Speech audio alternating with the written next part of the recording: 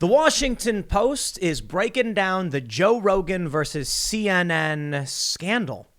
And it's actually a really great piece. I think it's pretty fair. And the funny thing is, this reporter, Eric Wemple, gets a statement from CNN tripling down on saying Joe Rogan was eating horse medicine. Tripling down.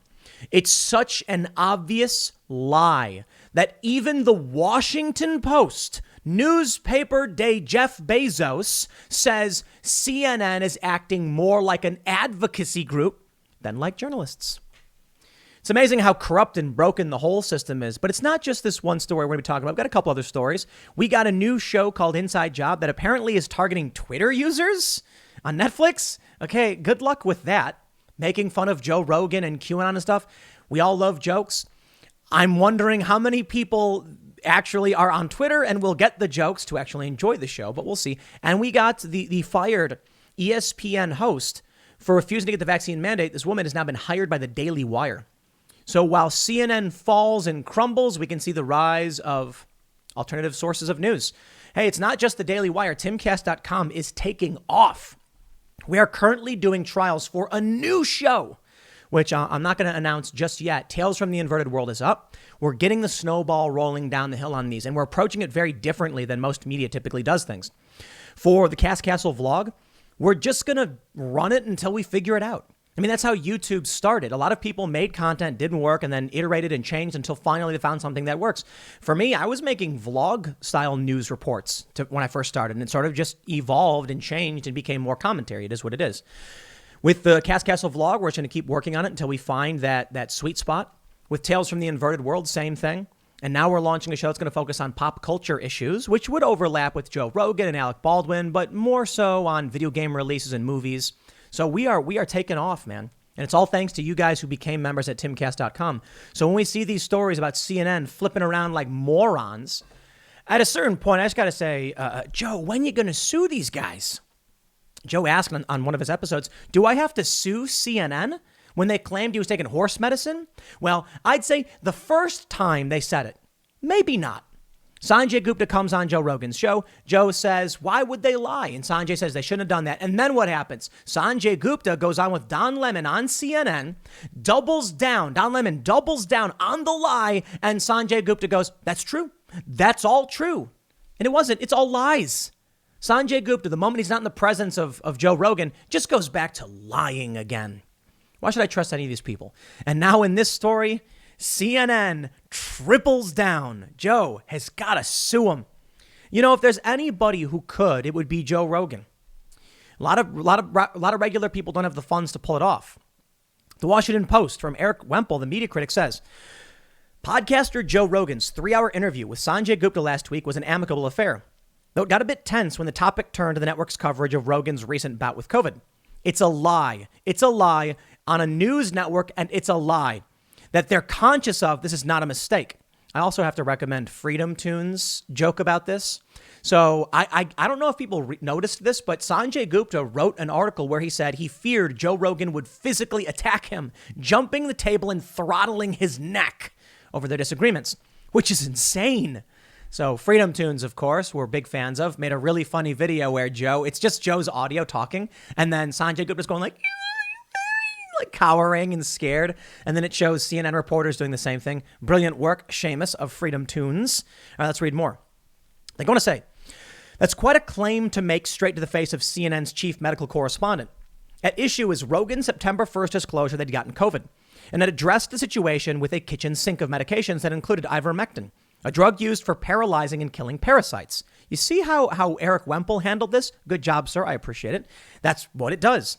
Rogan said that he got his ivermectin via a prescription from his doctor. Now, they do mention this in the article, but I will just state for good measure, the FDA recommends against it. It's not been approved. There's a lot of questions around it, and this is the central debate. I always recommend anybody go talk to a doctor about what's right for you. Don't get medical advice from people on the internet, be it Joe Rogan, me, or Eric Wemple, or Sanjay Gupta. These people aren't your doctors. Here's what Wemple says. Ivermectin was discovered in the late 1970s and got its start as a veterinary drug. Its versatility, however, escaped the barnyard. Quote, Ivermectin proved to be even more of a wonder drug in human health, improving the nutrition, general health, and well-being of billions of people worldwide, ever since it was first used to treat onchocerciasis. Onchocerciasis. I can't even say it right. River blindness in 1988, noted Satoshi Omura, who discovered ivermectin and co-author Andy Crump in a 2011 paper.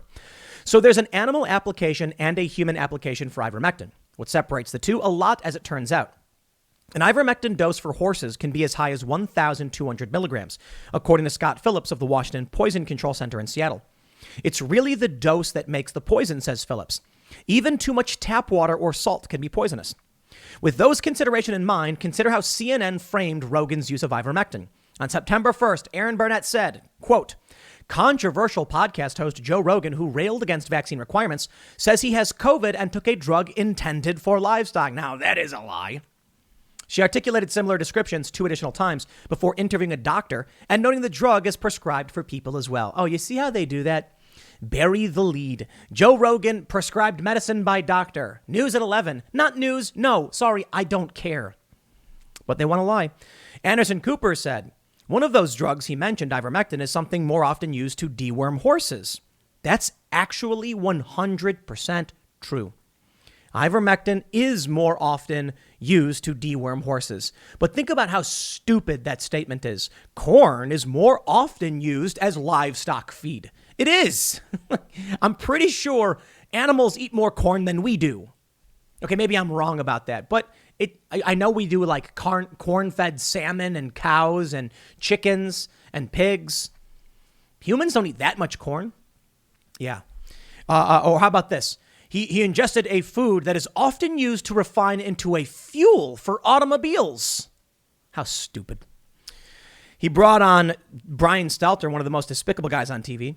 When you have a horse deworming medication that's discouraged by the government that actually causes some people in this crazy environment we're in to actually want to try it, that's the upside down where we're with figures like Joe Rogan. No, that's just completely insane. Liana S. Wen, a Post contributing columnist, later added, the critical context of the drug is used in humans for things like parasites and scabies. That day, Don Lemon said, the United States is now averaging 160,455 new COVID cases every day, including controversial podcast host Joe Rogan, saying that he tested positive for COVID and that he's taking several medications, including a drug meant for deworming livestock. Okay, this goes on and you get it. I want to get to the point where CNN triples down. Sorry for burying that, but you got to get the context here. There's a reason for reciting these transcripts. They turn up a consistent formulation from multiple CNN voices that surely wasn't a sober recitation of the facts. By highlighting that ivermectin is a horse dewormer and downplaying that ivermectin has important uses for people, CNN facilitates a certain assumption among its viewers, namely that Rogan had been haunting the aisles of Tractor Supply. After hearing Rogan's concerns about how CNN cast the issue, Gupta said they shouldn't have said that. Given that a prominent CNN personality agreed with a strong critique of his own colleagues, we placed the matter before the network's PR department. They issued this statement. The heart of this debate has been purposefully confused and ultimately lost. It's never been about livestock versus human dosage of ivermectin. The issue is that a powerful voice in the media, who by example and through his platform sowed doubt in the proven and approved science of vaccines while promoting the use of an unproven treatment for COVID, a drug developed to ward off parasites in farm animals. The only thing CNN did wrong here was bruise the ego of a popular podcaster who pushed dangerous conspiracy theories and risked the lives of millions of people in doing so. Blech. CNN lies. CNN makes things up. CNN fabricates information as a statement of fact. I would like you all to quote me. Tim Pool quote. CNN makes up their stories. Come on, CNN. I would love it if CNN even had the remote possibility of challenging that statement. But I'd like to bring you back to a little old story about Mr. Chris Cuomo, who emerged from his basement having recovered from COVID. Except the reality was he had already left his house, wasn't under quarantine, and it's public knowledge. The New York Times has criticized them over this. I'm pretty sure Eric Wemple did as well. CNN makes up stories. Now, every single story? No, of course not. I use CNN as a source often on purpose. When I can fact check and verify something, I will use CNN. And people are like, Tim, why are you reading CNN? Because this is one of the articles I know they wrote that's true. And that means the left is not going to be able to come at me and be like, he's using a fake news source. I'll be like, it's CNN. By all means, call them fake news. I ain't going to be too upset about it. The New York Times, the Washington Post, the Wall Street Journal, these big mainstream news sources are not always wrong. They just get a lot wrong. The Wall Street Journal is not that bad. They're actually pretty good. The Washington Post is pretty bad. CNN is the worst. But CNN's beat reporters who write articles for the site, not that bad. And the same is true for a bunch of other outlets that you probably don't like. Fox News, for instance, their online reporting is actually pretty good. CNN's online reporting is actually pretty good. Not perfect, often biased. It is what it is. The TV show, garbage, made up trash. Wemple says, that's quite the statement, and it makes some good points. Though ivermectin is used for scabies and river blindness and the like, the FDA advises against its use for COVID, saying that existing data does not show ivermectin is effective against COVID-19. Currently, ivermectin is going through several trials, and maybe they'll determine that the data is promising. There have been many foreign studies that have purported as such, but so for now, in the U.S., FDA says we're not done yet. I really do think a lot of people jump the gun. I'm not saying you trust the FDA. I'm not saying you trust the government. I'm saying go find a doctor. If Joe Rogan's got a doctor, and then that means there's doctors of varying opinion. You don't get your information from news outlets or, your medical advice. They go on to say, doctors have been prescribing it for COVID in any case, and some people have sought the drug from veterinary suppliers. As long as the drug is approved for some humans, it seems to me irrelevant that it's approved for animals, except that this is the way that people have gone about procuring the drug, and in so doing have put themselves at risk, says Peter Lurie, president of the Center for Science and the Public Interest and former FDA Associate Commissioner. The FDA tweeted, well, I guess there's no tweet there, but they tweeted that, I think they're referencing the tweet where they're like, you're not a horse. Here's what I'll say. Doctors are prescribing it. Everybody knows it. Joe Rogan literally said it. I personally have no opinion. I think you should talk to a doctor, not ask me for advice. But a really good point is made here by this former FDA Associate Commissioner that people buying the horse dewormer, and they are. This stuff is not intended for humans. And a lot of people try to make the argument where they're like, yes, but you only need to moderate the dosage. I can't tell you about medications you should take. I can tell you this. The FDA said within the animal treatments are compounds that are not meant for humans and can make you sick. People are not horses. I'll put it this way. I love avocado. Can't give it to a dog. Dogs can't eat it. But hey, wait, we're both mammals. Why can't a dog? They can't eat it. They can eat it. I'm not going to advise you to give it to a dog. I'm pretty sure they can't eat it. They might be able to eat a little bit. Onions, garlic, grapes, dogs can't eat it. Chocolate, dogs can't eat it.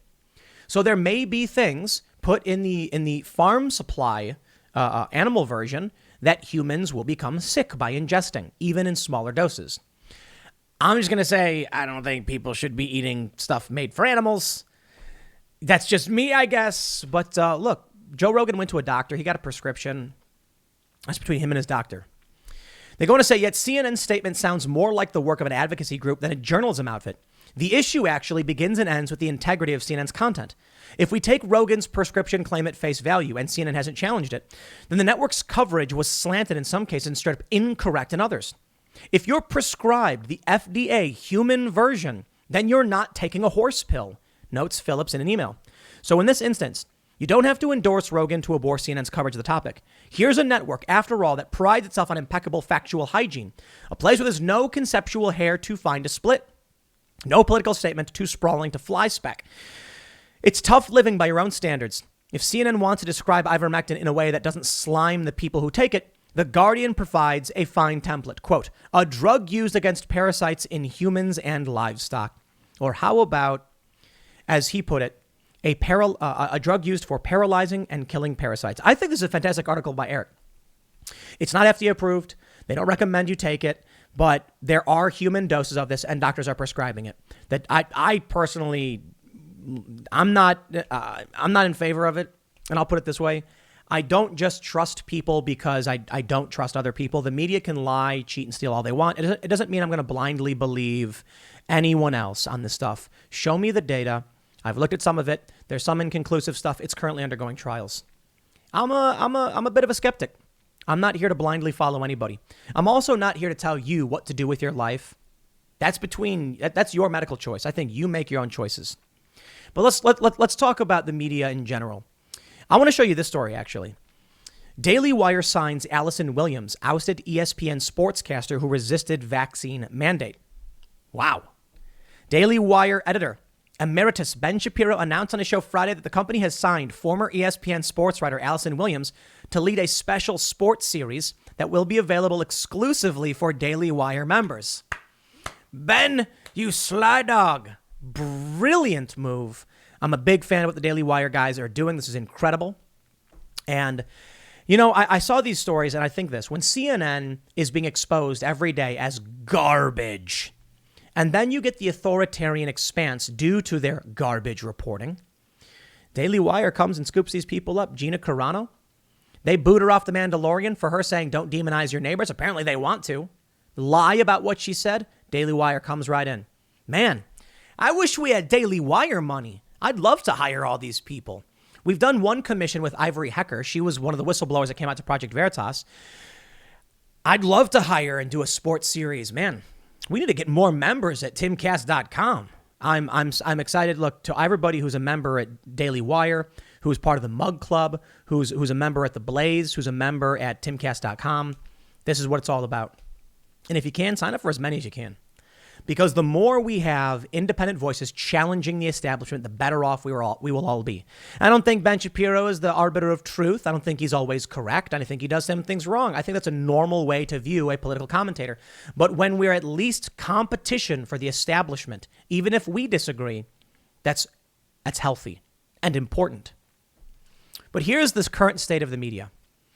Inside the Netflix series skewering QAnon nuts and Joe Rogan. This is what really made me laugh. The trailer actually looks kind of funny. I actually want to check this show out. It's called Inside Job from the creator of Gravity Falls, and it centers on a bonker world where all of the most outlandish conspiracy theories are proven to be true. That's actually a pretty funny premise. I'd love to watch it. They go on to say this. Let me pull up.